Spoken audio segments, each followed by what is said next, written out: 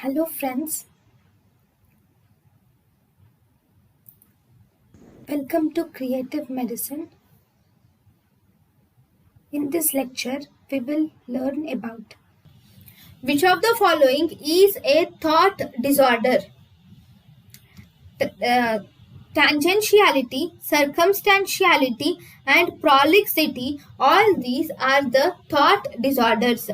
So all are thought disorders. If you see, prolixity is actually a milder form of flight of ideas. So this prolixity is mainly considered as stream of thought disorder, and sometimes it can also be considered as form of thought disorder. Whereas the circumstantiality and tangentiality, both these are examples of form of thought disorder. Okay, now thank you and thank you for watching.